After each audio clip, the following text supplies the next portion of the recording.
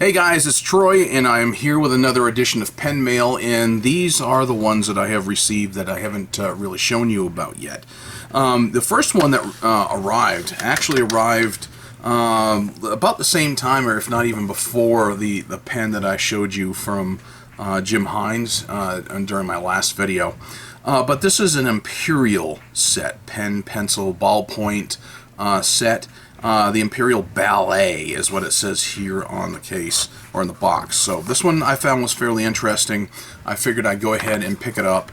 You know, I took the risk for the amount of money that it was going for, and I figured because it's a complete set still in a box, even though Imperial is a third-tier manufacturing company based out of Nassau, New York. And I've driven through that area before. I've never really stopped in Nassau. Quite honestly, I spent a lot more time in Nassau, Bahamas than I have in Nassau, New York. No joke.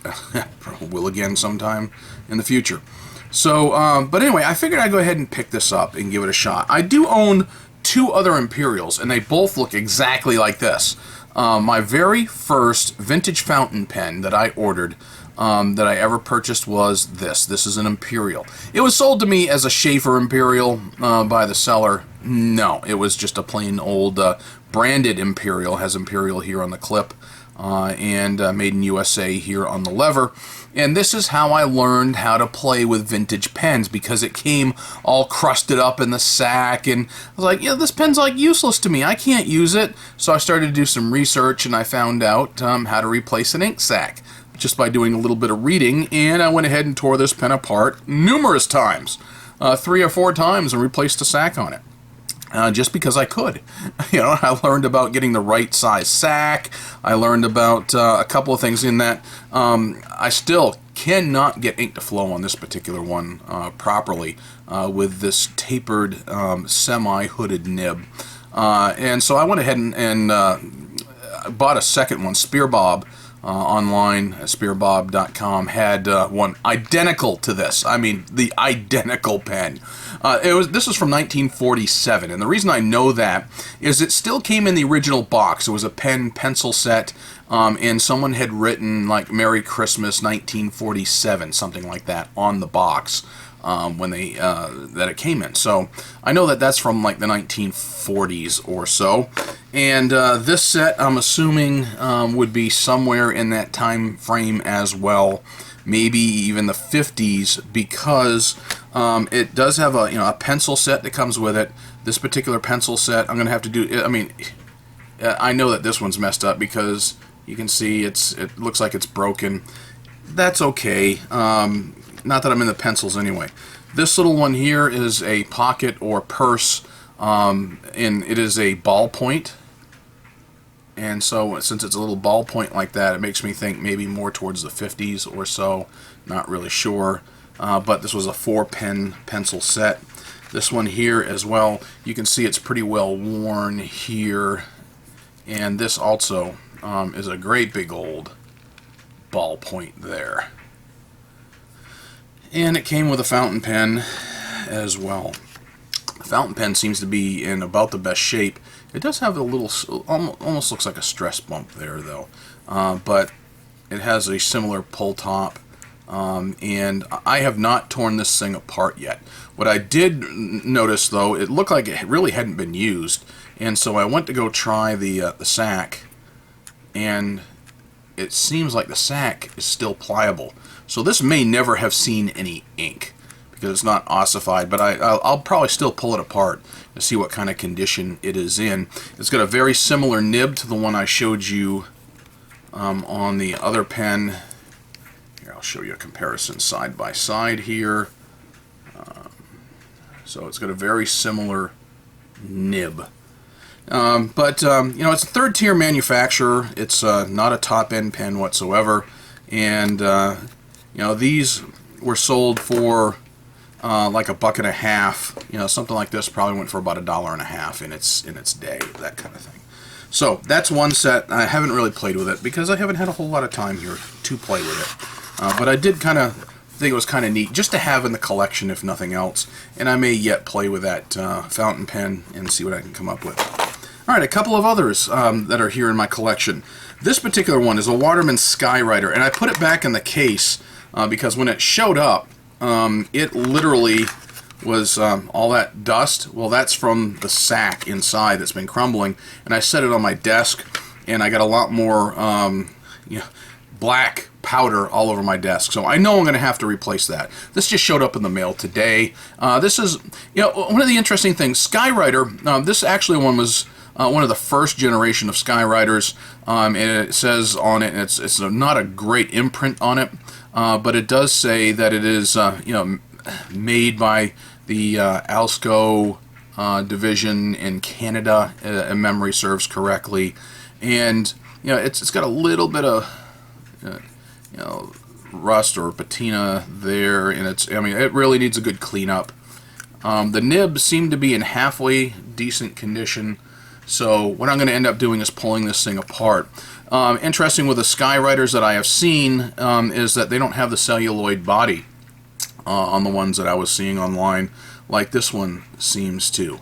So this one actually is better looking than the others. The others seem to be more of just a plastic. This is almost translucent, where I don't know about you guys, but I can actually see into that inside of that barrel some. So I'll play with this one. I'll try to clean it up, and I'll try to get it to shine up as best I can. But I didn't have a Skywriter in my collection yet, so I'll try to restore that and see where that takes me. Centropen. This is a student pen. It's a rather inexpensive pen. Centropen is a company that was out of Czechoslovakia, and I guess now the Czech Republic. This particular one is the only other Centropen that I own, and this one, interestingly enough, was made for the Bulgarian Communist Party Congress, and I thought it was made for back in the 1980s. So I picked this up. I mean, it's not a great writer. It is interesting, but it's definitely not a very good writer. It's got, again, a semi-hooded nib. Was not really totally impressed with this one. But, I've got it, and it's in my collection. It was the only Centropen that I had until this. This showed up today. I got this delivered to me along with this Pelikan from the same seller out of the Netherlands, so it had to cross the pond over to me. But this is their Student Pen 2069. I don't believe this pen has ever seen ink, and I opened it up a little bit earlier, and it actually came with a couple of cartridges, and that's what it looks like. It's a very simple student cartridge pen. I don't expect a whole lot out of this particular pen. It's got the same, the same style nib that you just saw on the other one, and of course, when you pull it apart, it being a cartridge pen, that's it. That's all there is to it. A cartridge will go in there. You'll pierce it, and then be able to write with it. Like I said, it didn't cost much. It's a fairly inexpensive pen. I don't expect a whole lot out of it, but I figured I'll give it a try just to see what it is like. So the Student 2069, if you're looking for something that's a little different to add to your collection, then you can get a Czech-made Centropen fountain pen. So I'm going to put that back in the box. So it came in the box just as you see it here. That's exactly how I received it.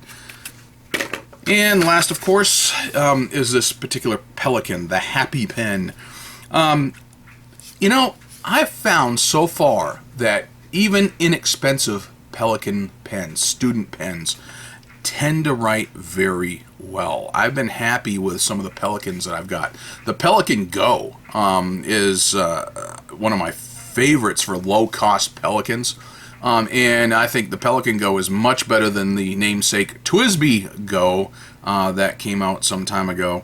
And the Pelikan Twist, believe it or not, it's a kid's pen, and it writes very, very well. So I figured, for the few dollars that I paid for this, it's probably one that was released in Europe, because you do have all these various languages here that simply say what we would say in English, fountain pen, and instructions, or at least fountain pen for teens with cartridge filling system, medium nib, essentially on the back.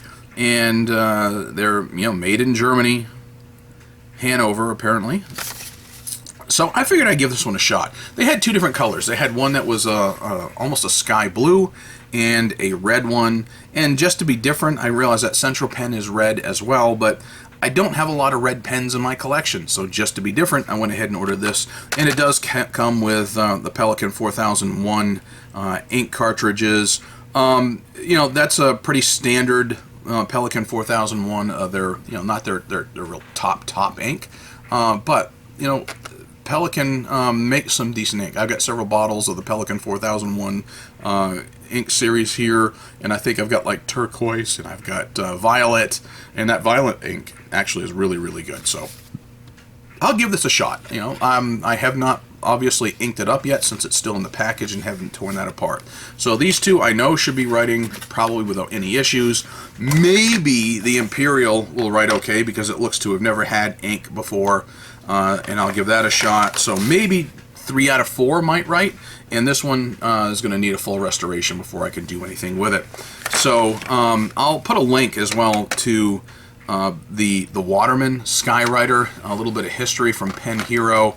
And you're going to see that this one is a little bit different from the examples that he shows on his site, and maybe even the date timeline is a little bit different, because I did see some other websites that mention from the 40s up through the 50s, and I do believe that Jim was showing in the 1950s, but there were 3 different waves or editions of Skywriters, all 3 of which seem very, very different, but carrying the same name. So that was interesting, and like I said, I didn't have a Skywriter yet in my collection, so here it is. That's my pen mail for today.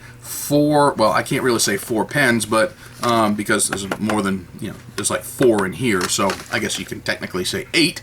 But as far as I'm concerned, 4 different shipments, 4 different pens that are new to my collection. And I've got a bunch of Pelikans, 2 Centropens now, and a couple of Imperials, and a ton of Watermans. So, hey, thanks for watching. Maybe you've got some ideas to add to your collection if you're looking for something fairly inexpensive, something old to play with. If you're looking for restoration projects, or I'll let you know when I get finished restoring this. I'll probably do another video, and I'll show you how this one turned out. All right? Thanks for watching, guys. Appreciate y'all. Bye.